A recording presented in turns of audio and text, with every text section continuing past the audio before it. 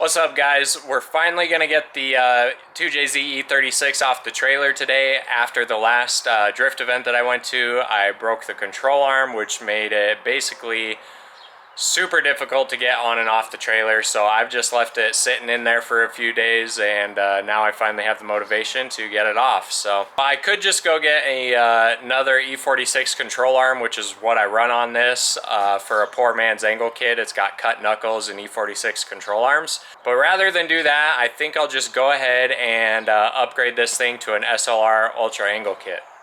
So if you guys haven't seen this car yet, it's a E36 coupe that my brother-in-law got, and sitting right next to it is a LQ4 6-liter out of a truck or bus. So we picked this car up as a rolling shell with a bunch of aftermarket parts on it for really cheap. We already had the bus with the engine that we wanted to put in something, so this was a great deal for us.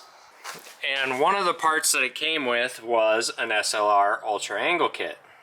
Now this car probably isn't going to be running and driving till after this winter when I have more time to actually build it and get everything working on it. Because it's a full-blown swap, there's no wires in the car, it's going to need fuel lines and basically everything. It's literally a bare shell that we're starting from scratch on. Just has a cage and suspension on it. So the whole engine, wiring, fuel, oil, all that stuff has to be done on this car. So since the SLR kit is just sitting here collecting dust, I figured I might as well take it off and throw it on my car for the rest of this season. So for now, I'm gonna get the driver's side off, at least the control arm. I think I'll probably need the lock adapter as well. And I'm gonna throw it on my car in the trailer. And then I'll be able to drive the car into the shop and get everything else switched over. So I'm gonna get started on that. All right, we got the control arm off. I'm gonna try just replacing the control arm for now to get the car off the trailer. I'm hoping it'll bolt up. The alignment will probably just be way off, but it should be good enough to get it off the trailer. So let's go throw it on the 2JZ E36 and see what happens.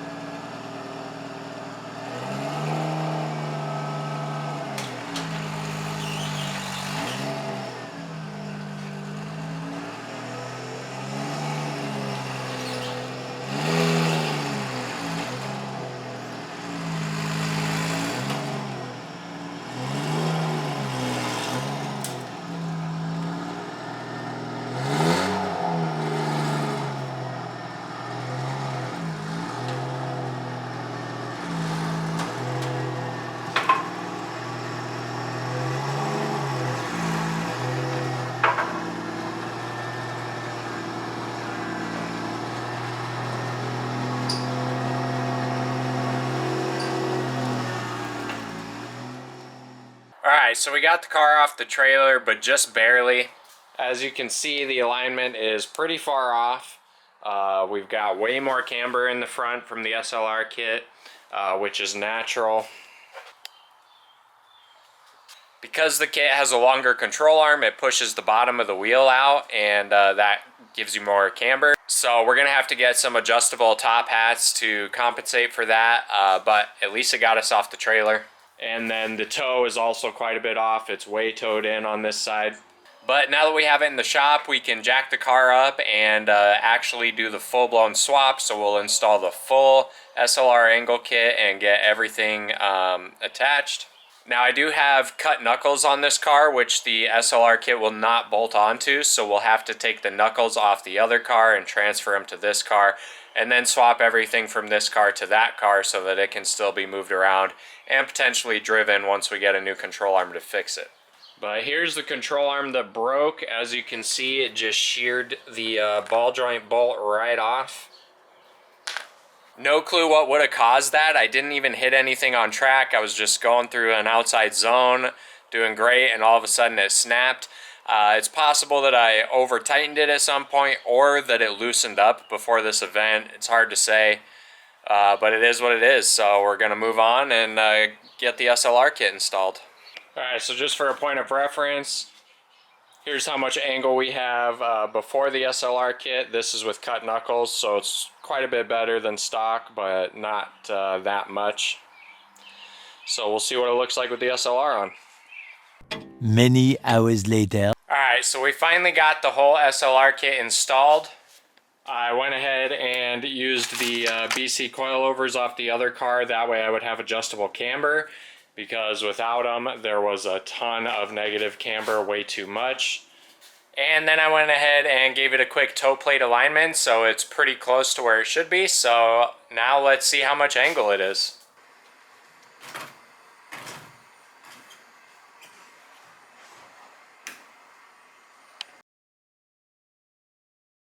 So there's our max angle. Honestly, I was expecting a little bit more. I'll have to go back to the video footage and see what my cut knuckles looked like. But this doesn't seem like it's that much more. However, it should be a lot more consistent. I have better Ackerman now and beefier control arms. So all in all, it should be a better system regardless of how much angle it has. And for some reason, it seemed to have added more caster. The tire was hitting the bumper and the fender because it was so far forward. So I took a little bit of the caster out.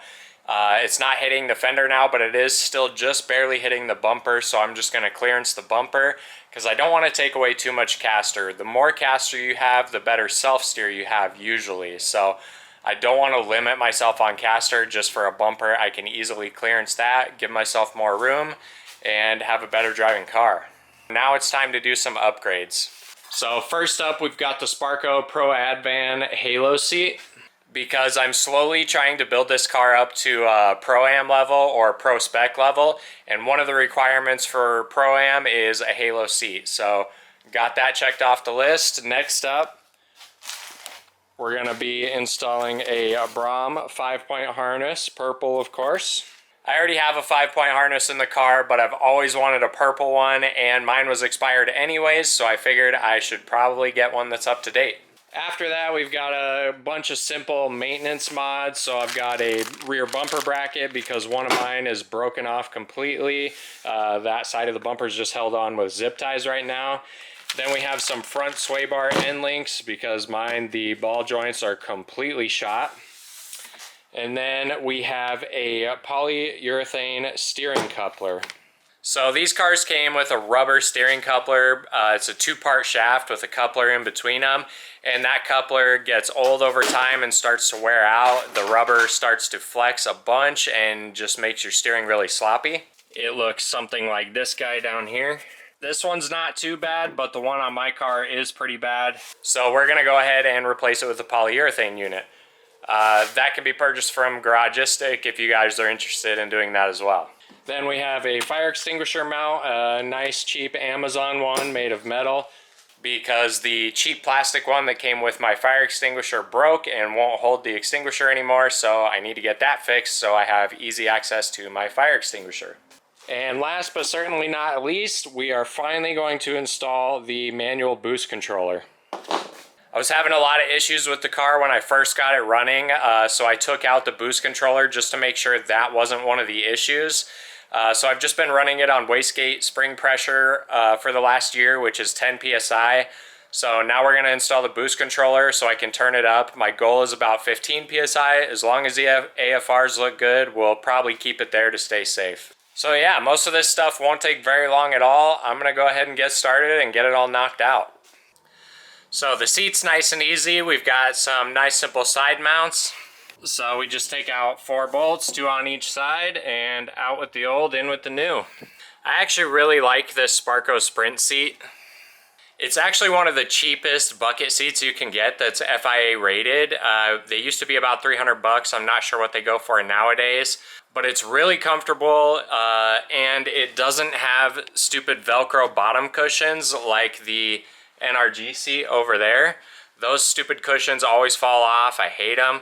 But these do run on the smaller side, the Sparco Sprint. They're not big boy friendly, so unless they've made bigger sizes since the time I got this one, you might not be able to run it. But if you can, highly recommend. I am going to miss this seat, super comfortable, but hopefully someday I'll build a simple seat time car and we'll be able to use this in there.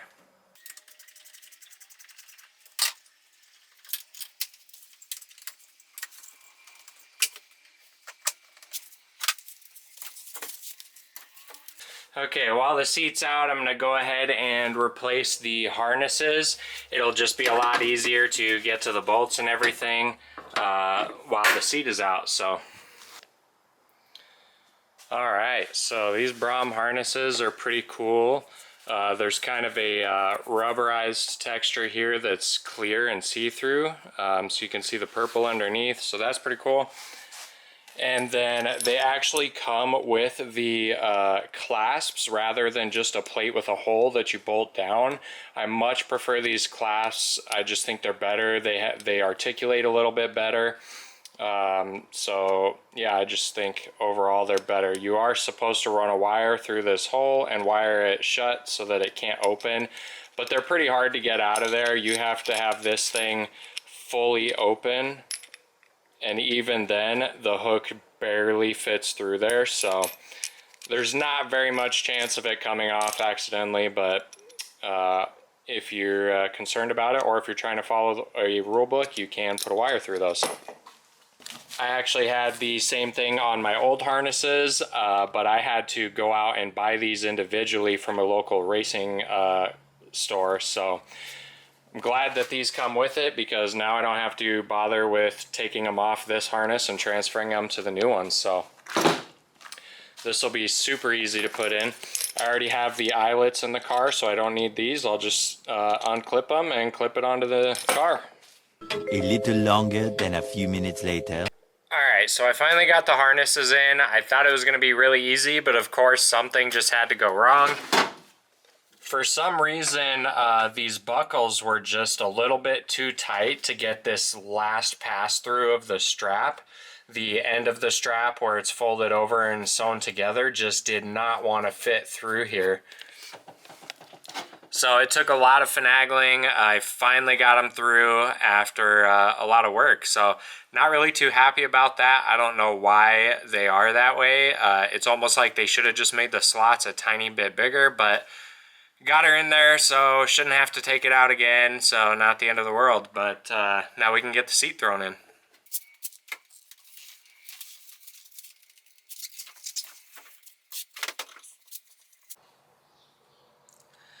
So once again, things are not going according to plan.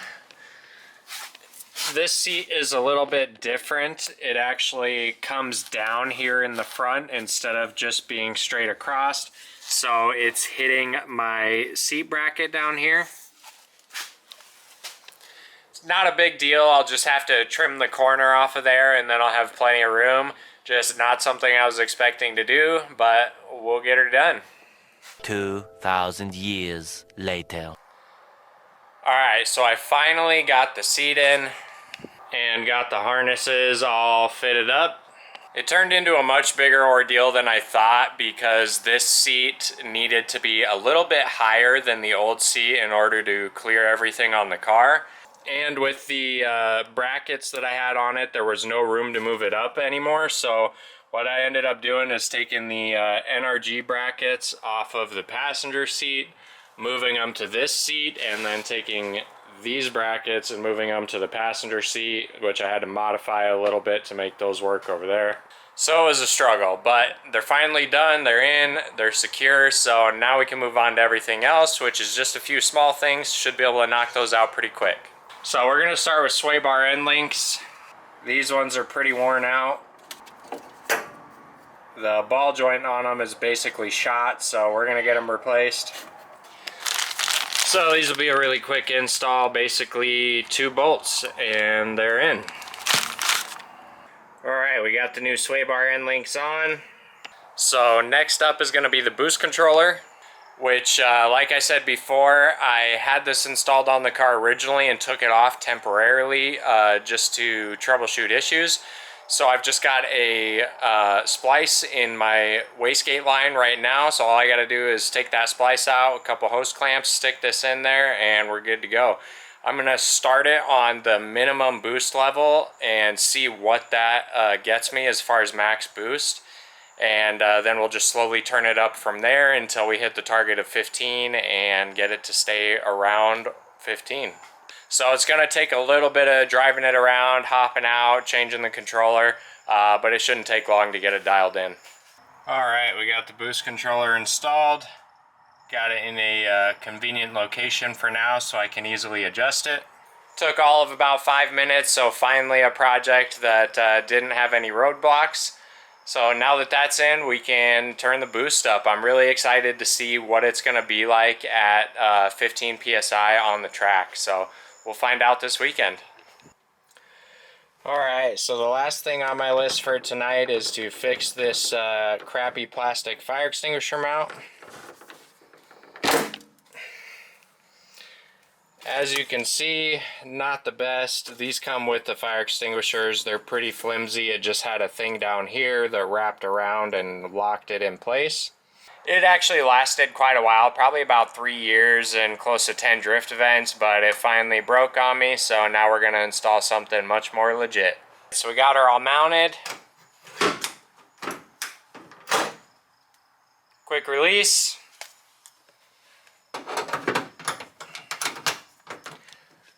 Not so quick to get it back on there, but you're never in a hurry trying to get it back on. It's only important that it comes off fast. So now that we've got that, I think we're ready to do some test driving and get the boost dialed in.